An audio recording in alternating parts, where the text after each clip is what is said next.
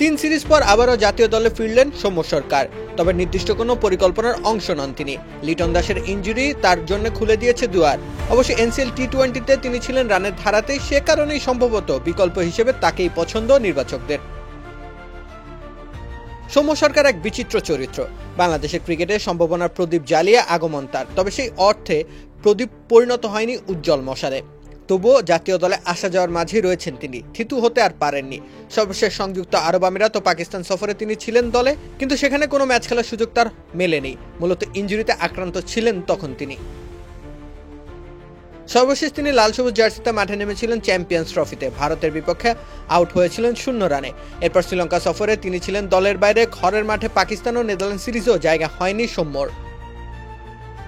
রুচি চানাচুর original mix, চানাচুরের আসল স্বাদ। এর মাঝে তিনি রংপুর রাইডার্সের হয়ে খেলেছেন গ্লোবাল সুপার লিগ। তখন বাংলাদেশ দল ছিল শ্রীলঙ্কায়, পূর্ণাঙ্গ সিরিজ খেলেছে লঙ্কাদ্বীপে। জিএসএল-এ সেই অর্থে পারফর্ম করতে পারেননি সৌম্য, তবুও এশিয়া কাপের ভাবনাতে তিনি ছিলেন প্রবলভাবেই, যদিও নেদারল্যান্ড সিরিজেও তিনি সুযোগ পাননি নিজেকে প্রমাণের।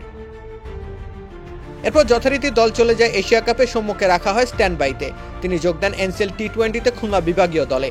সেখানে খেলেছেন 2টো ম্যাচ। এক ইনিংসে 34 বলে 63 রান করেছেন রাজশাহী বিভাগের বিপক্ষে, আরেক ম্যাচে ঢাকা মেট্রোর বিপক্ষে 33 বলে করেছেন 45 রান। রানের ধারায় ফিরতে শুরু করেছেন, ঠিক সেই মুহূর্তে আবারও তার ডাক এসেছে জাতীয় দলে।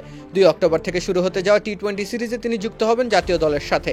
কিন্তু যথারীতি এ দফা তাকে ঘিরে নির্দিষ্ট কোনো পরিকল্পনা নেই বাংলাদেশের টিম ম্যানেজমেন্টের। স্রেফ একজন ব্যাটারের পরিবর্তে আরেকজন ব্যাটারকে স্কোয়াডে যুক্ত করা।